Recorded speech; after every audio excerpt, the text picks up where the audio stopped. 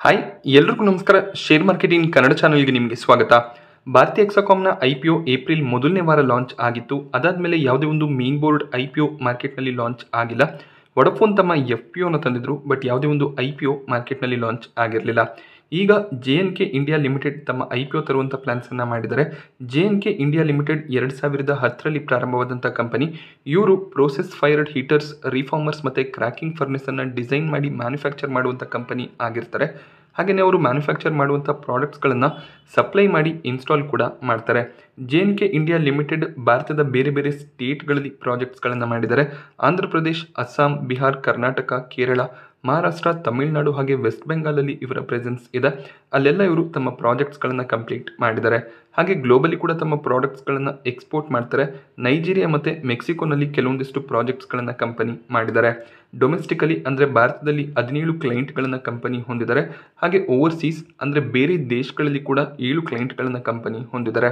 Domestic clients observe ಮಾಡಿದಾಗ Indian oil corporation, Tata projects limited, ರಾಷ್ಟ್ರೀಯ chemicals and fertilisers ಇವರ client ಆಗಿರ್ತಾರೆ. ಹಾಗೆಯೇ ಕಂಪನಿ ಸ್ಟ್ಯಾಂಡರ್ಡ್ಸನ್ನು ಫಾಲೋ ಮಾಡಿ ತಮ್ಮ ಪ್ರಾಡಕ್ಟ್ಸ್ಗಳನ್ನು ಮ್ಯಾನುಫ್ಯಾಕ್ಚರ್ ಮಾಡ್ತಾರೆ. ಹಾಗೆ ಕಸ್ಟಮರ್ಸ್ಗಳಿಗೆ ಯಾವ ರೀತಿಯ ನೀಡ್ ಇರುತ್ತೆ ಅದರ ಬೇಸಿಸ್ ಮೇಲೆ ಪ್ರಾಡಕ್ಟ್ ಡೆವಲಪ್ಮೆಂಟನ್ನು ಮಾಡುವಂಥ ಕಂಪನಿ ಆಗಿರ್ತಾರೆ. ಇನ್ಹೌಸ್ ಡೆವಲಪ್ಮೆಂಟ್ ಫೆಸಿಲಿಟಿ ಕೂಡ ಇದೆ, ಅಂದರೆ ತಮ್ಮದೇ ಆದ ಒಂದು ಮ್ಯಾನುಫ್ಯಾಕ್ಚರಿಂಗ್ ಫೆಸಿಲಿಟಿಯನ್ನು ಹೊಂದಿದ್ದಾರೆ. ಈ ಒಂದು ಮ್ಯಾನುಫ್ಯಾಕ್ಚರಿಂಗ್ ಫೆಸಿಲಿಟಿ ಗುಜರಾತ್ನಲ್ಲಿ ಇದೆ. ಹಾಗೆ ಥರ್ಡ್ ಪಾರ್ಟಿ ವೆಂಡರ್ಗಳ ಮೂಲಕ ಕೂಡ ಪ್ರಾಡಕ್ಟ್ ಮ್ಯಾನುಫ್ಯಾಕ್ಚರಿಂಗನ್ನು ಮಾಡ್ತಾರೆ.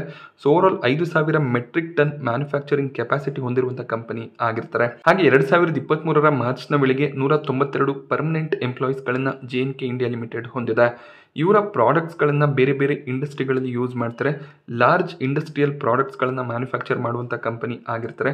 ಕೆಮಿಕಲ್ ಇಂಡಸ್ಟ್ರಿ, ಪೆಟ್ರೋಕೆಮಿಕಲ್ ಇಂಡಸ್ಟ್ರಿ ಹಾಗೆಯೇ ಶುಗರ್ ಕೇನ್ನಿಂದ ಎಥನಾಲ್ ಮ್ಯಾನುಫ್ಯಾಕ್ಚರ್ ಮಾಡುವಾಗ ಆ ಒಂದು ಇಂಡಸ್ಟ್ರಿಯಲ್ಲಿ ಕೂಡ ಇವರ ಪ್ರಾಡಕ್ಟ್ಸ್ಗಳ ಬಳಕೆ ಆಗುತ್ತೆ.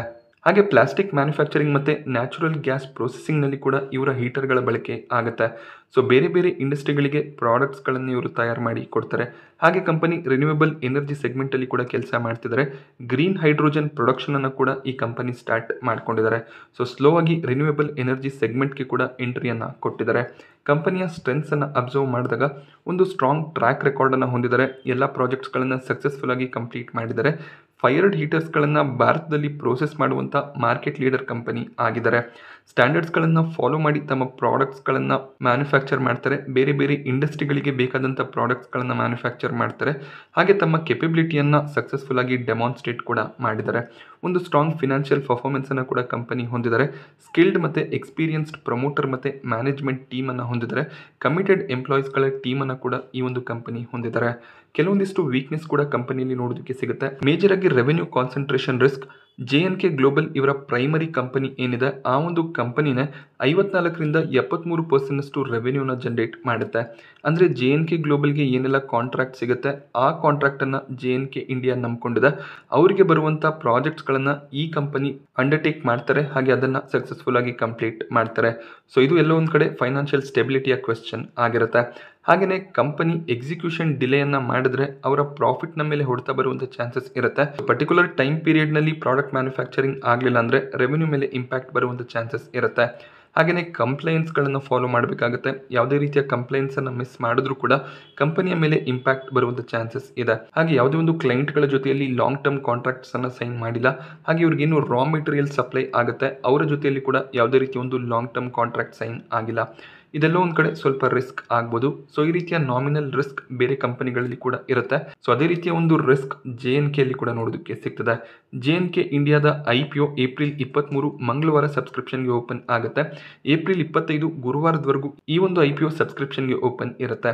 ₹2 ಫೇಸ್ ವ್ಯಾಲ್ಯೂ ನೋಡೋದಕ್ಕೆ ಸಿಗುತ್ತೆ. 395ರ ಲೋವರ್ ಪ್ರೈಸ್ ಬ್ಯಾಂಡ್ ಹಾಗೆ 415ರ ಕಟ್ ಆಫ್ ಪ್ರೈಸ್ ಅನ್ನು ಕಂಪನಿ ಸೆಟ್ ಮಾಡಿದರೆ 36 ಶೇರ್ಗಳ ಲಾಟ್ ಆಗಿರುತ್ತೆ. ಮಿನಿಮಮ್ 36 ಶೇರ್ಗಳಿಗೆ application ಹಾಕಲೇಬೇಕು.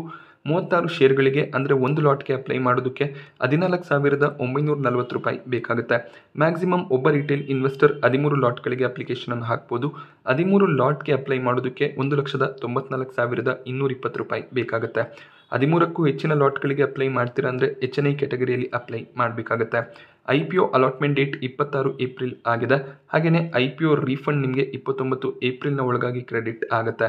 IPO listing date 30 April ಆಗಿದೆ. ಕಂಪನಿಯ ಫಿನಾನ್ಷಿಯಲ್ಸನ್ನು ಅಬ್ಸರ್ವ್ ಮಾಡಿದಾಗ ಸೊ ಕಂಪನಿಯ ಅಸೆಟ್ಸ್ನಲ್ಲಿ continuous year on year growth ನೋಡೋದಕ್ಕೆ ಸಿಕ್ಕಿದೆ. ಅದೇ ರೀತಿಯಲ್ಲಿ ಇವರ ರೆವಿನ್ಯೂಸ್ ಕೂಡ ಇನ್ಕ್ರೀಸ್ ಆಗಿದೆ. 2023ರ ಫಿನಾನ್ಷಿಯಲ್ ಇಯರ್ನಲ್ಲಿ 411 ಕೋಟಿಯಷ್ಟು ರೆವೆನ್ಯೂಸನ್ನು ಡಿಕ್ಲೇರ್ ಮಾಡಿದರು. ಹಾಗೆ 2024ರ ಫಿನಾನ್ಷಿಯಲ್ ಇಯರ್ನ 3 ಕ್ವಾರ್ಟರ್ಗಳಲ್ಲಿ 256 ಕೋಟಿಯ ರೆವೆನ್ಯೂ ಜನರೇಟ್ ಆಗಿದೆ. ಅದೇ ರೀತಿಯಲ್ಲಿ ಪ್ರಾಫಿಟ್ನಲ್ಲಿ ಕೂಡ ಇಯರ್ ಆನ್ ಇಯರ್ ಒಳ್ಳೆ ಒಂದು ಗ್ರೋತ್ ನೋಡೋದಕ್ಕೆ ಸಿಗ್ತದೆ. 2024ರ ಫಿನಾನ್ಷಿಯಲ್ ಇಯರ್ನ 3 ಕ್ವಾರ್ಟರ್ಗಳಲ್ಲಿ 46 ಕೋಟಿಯ ಪ್ರಾಫಿಟ್ ಆಲ್ರೆಡಿ ಡಿಕ್ಲೇರ್ ಆಗಿದೆ. ಹಾಗೆ ಇವರ ಬಾರೋಯಿಂಗ್ಸ್ ಕೂಡ ಇನ್ಕ್ರೀಸ್ ಆಗ್ತಿರೋದು ಕಾಣಿಸ್ತದೆ. ಅಂದರೆ ಡೆಟ್ ಸ್ವಲ್ಪ ಇನ್ಕ್ರೀಸ್ ಆಗ್ತದೆ. ಹಾಗೆ ಸ್ಟ್ರಾಂಗ್ ನೆಟ್ವರ್ತ್ ಅನ್ನು ಕೂಡ ಕಂಪನಿ ಹೊಂದಿದ್ದಾರೆ. ಸೊ ಫಿನಾನ್ಷಿಯಲ್ಸ್ ಸ್ಟ್ರಾಂಗ್ ಆಗಿ ಕಾಣಿಸುತ್ತೆ. JNK ಇಂಡಿಯಾ ಲಿಮಿಟೆಡ್ನ IPO ಇಶ್ಯೂ ಸೈಜ್ 650 ಕೋಟಿ.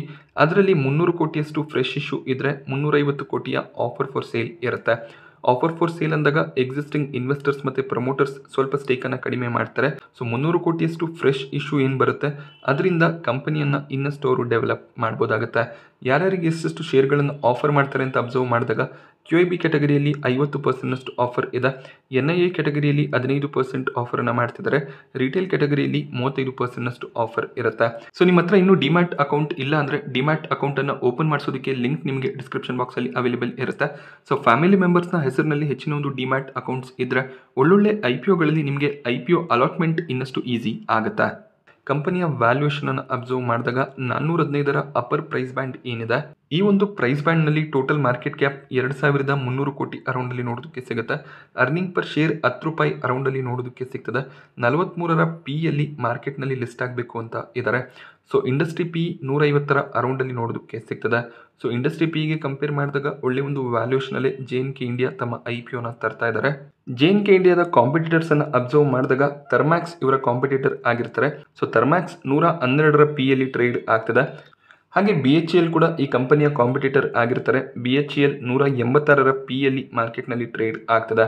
ಸೊ ಎರಡು ಕಂಪನಿಗಳಿಗೆ ಕಂಪೇರ್ ಮಾಡಿದಾಗ JNK ಇಂಡಿಯಾ ಲಿಮಿಟೆಡ್ ಒಳ್ಳೆ ಒಂದು ವ್ಯಾಲ್ಯೂಷನಲ್ಲಿ ತಮ್ಮ IPOನ ತರ್ತಿದ್ದಾರೆ. ಹಾಗೆ JNK ಇಂಡಿಯಾದ IPO ರಿಜಿಸ್ಟರ್ ಅನ್ನು ಅಬ್ಸರ್ವ್ ಮಾಡಿದಾಗ ಲಿಂಕಿನ್ ಟೈಮ್ ಇಂಡಿಯಾ ಪ್ರೈವೇಟ್ ಲಿಮಿಟೆಡ್ ಇವರ IPO ರಿಜಿಸ್ಟರ್ ಆಗಿರ್ತಾರೆ. ಸೊ ಲಿಂಕಿನ್ ಟೈಮ್ ಇಂಡಿಯಾ ಪ್ರೈವೇಟ್ ಲಿಮಿಟೆಡ್ನ ವೆಬ್ಸೈಟ್ನಲ್ಲಿ ಅಲಾಟ್ಮೆಂಟ್ ಸ್ಟೇಟಸನ್ನು ನೀವು ಚೆಕ್ ಮಾಡ್ಕೋಬೋದಾಗುತ್ತೆ. ಹಾಗೆಯೇ ಕೊನೆಯದಾಗಿ ಎಷ್ಟು ಗ್ರೇ ಮಾರ್ಕೆಟ್ ಪ್ರೀಮಿಯಂ ನಡೀತಿದೆ ಅಂತ ಅಬ್ಸರ್ವ್ ಮಾಡಿದಾಗ ಸೊ ಇಲ್ಲಿವರೆಗೂ ಯಾವುದೇ ರೀತಿಯ ಒಂದು ಪ್ರೀಮಿಯಂ ಈ ಒಂದು IPOನಲ್ಲಿ ನೋಡೋದಕ್ಕೆ ಸಿಗ್ತಿಲ್ಲ. ಸೊ IPO ಸಬ್ಸ್ಕ್ರಿಪ್ಷನ್ ಸ್ಟಾರ್ಟ್ ಆದಮೇಲೆ ಏನಾದರೂ ಗ್ರೇ ಮಾರ್ಕೆಟ್ ಪ್ರೀಮಿಯಂ ನೋಡೋದಕ್ಕೆ ಸಿಗುತ್ತಾ ಅದನ್ನು ನಾವು ಅಬ್ಸರ್ವ್ ಮಾಡಬೇಕಾಗುತ್ತೆ. ಸೊ ಕೊನೆ ದಿನದವರೆಗೂ ವೆಯ್ಟ್ ಮಾಡಿ ಆಮೇಲೆ ಅಪ್ಲಿಕೇಶನನ್ನು ಹಾಕ್ಬೋದಾಗುತ್ತೆ. ಸೊ ಯಾವುದೇ ರೀತಿಯ ಒಂದು ಗ್ರೇ ಮಾರ್ಕೆಟ್ ಪ್ರೀಮಿಯಂ ಕೊನೆ ದಿನದವರೆಗೂ ನೋಡೋದಕ್ಕೆ ಸಿಗಲಿಲ್ಲ ಅಂದರೆ ಈ ಒಂದು IPOನ ಅವಾಯ್ಡ್ ಮಾಡ್ಬೋದಾಗುತ್ತೆ. ಕಂಪನಿ ಮಾರ್ಕೆಟ್ನಲ್ಲಿ ಲಿಸ್ಟ್ ಆದಮೇಲೆ ಬೇಕಾದರೆ ಸ್ವಲ್ಪ ಶೇರ್ಗಳನ್ನು ನಾವು ಪೋರ್ಟ್ಫೋಲಿಯೋಗೆ ಆ್ಯಡ್ ಮಾಡ್ಕೋಬೋದು. ಬಟ್ 50ರಿಂದ 60 ರೂಪಾಯಿಯ ಪ್ರೀಮಿಯಂ ಕೊನೆ ದಿನದಲ್ಲಿ ನೋಡೋದಕ್ಕೆ ಸಿಕ್ಕಿದ್ರೆ ಆಗ ಲಿಸ್ಟಿಂಗ್ ಏನ್ಗಳಿಗೋಸ್ಕರ ಅಪ್ಲಿಕೇಶನ್ ಅನ್ನು ಹಾಕ್ಬೋದಾಗುತ್ತೆ.